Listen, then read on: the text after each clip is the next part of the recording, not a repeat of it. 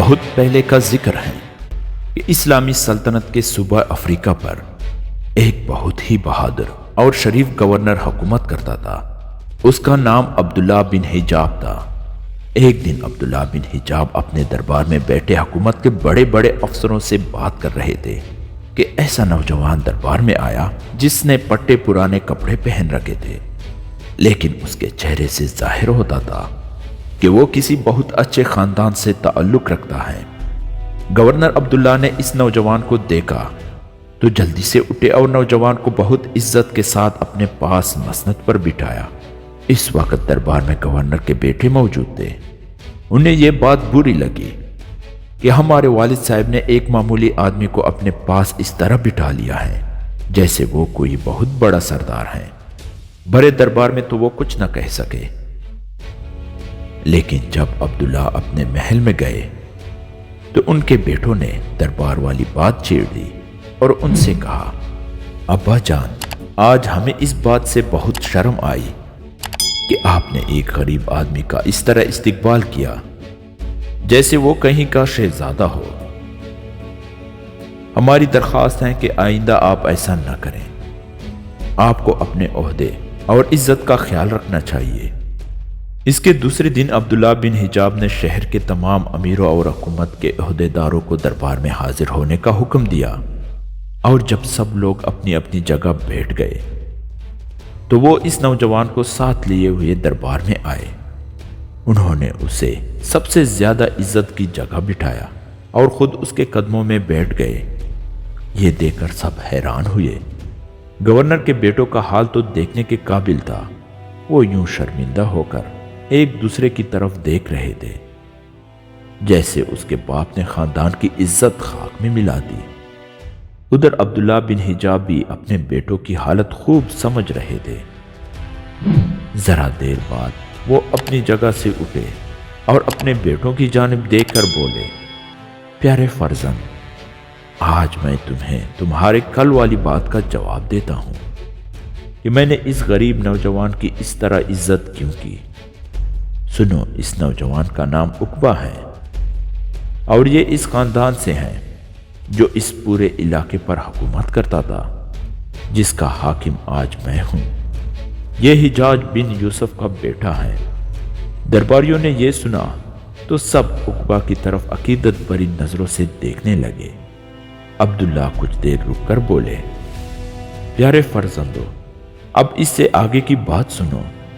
جس زمانے میں حجاج بن یوسف کی قسمت کا ستارہ چمک رہا تھا، تمہارے خاندان کی حالت بہت خراب تھی۔ تمہارے دادا حجاج کے غلام تھے۔ حجاج بن یوسف کو ان کی حالت پر رحم آ گیا اور انہوں نے تمہارے دادا کو آزاد کر دیا۔ پھر آگے چل کر ایسا ہوا کہ حجاج کی قسمت کا ستارہ گردش میں آ گیا۔ اس کے خاندان کی عزت و شان و شوکت ختم ہو گئی اور خدا نے ہماری غربت کو عزت اور حکومت میں بدل دیا۔ لیکن بیٹو، میں یہ بات کبھی نہیں بھول سکتا کہ حجاج نے میرے والد پر احسان کیا تھا۔ اب تم بتاؤ کہ میں اپنے محسن کے بیٹے کی عزت کیوں نہ کرتا اور اسے عزت سے اپنے پاس کیوں نہ بٹھاتا۔ عبداللہ کی یہ بات سن کر پورے دربار میں سناٹا چھا گیا۔ خاص طور پر ان کے بیٹے تو حیرت کی تصور بنے ہوئے تھے۔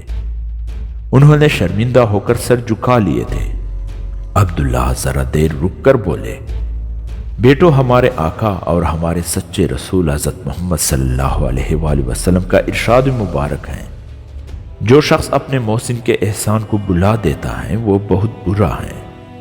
بیٹو، آج میں نے بڑی دربار میں یہ بات بتائی ہے، تم اپنے خاندان کے محسن کو اچھی طرح پہچان لو، اور ساتھ ہی تمہیں یہ بھی معلوم ہو جائے کہ تمہارے خاندان کی ہمیشہ سے ایسی ہی شان و شوکت نہ تھی۔ تمہیں چاہیے کہ ان دونوں باتوں پر غور کرو اور برے لوگوں میں شامل ہونے سے بچ جاؤ۔ یہ بات بتانے کے بعد عبداللہ نے عقبہ سے کہا، اے نوجوان، خدا نے اس وقت مجھے ایسا اختیار دیا ہے، جتنے دن زندہ رہو اسے غنیمت سمجھو، اور اس سے پہلے کہ لوگ تمہیں مردہ کہیں، نیکی کر جاؤ۔ دوسروں کا مزاج چاہیے لیکن پسند نہ ہو، لیکن تمہیں اپنے نیک مزاجی نہیں چھوڑنی چاہیے۔ 3 چیزوں کو بقا نہیں ہے: مال کو تجارت کے بغیر، علم کو بحث کے بغیر، اور ملک کو تدبیر کے بغیر۔ دشمن کا مشورہ ماننا خطا، لیکن سننا روا ہے۔ اگر کسی چوپاہے پر کتابیں لدی ہوں تو وہ نہ تو محقق ہو جاتا ہے اور نہ دانشمند۔ برائی کا بدلہ برائی سے دینا آسان ہے۔ اگر تو جوان مرد ہے تو برائی کا بدلہ احسان سے دے۔ وہ پارسا جو مخلوق کے سامنے ہاتھ پھیلاتے ہیں، وہ قبلے کی طرف پشت کر کے نماز پڑھ رہے ہیں۔ اگر کوئی مانگنے والا عاجزی سے تجھ سے مانگے تو اس کو دے دو، ورنہ کوئی ظالم تجھ سے زور سے لے لے گا۔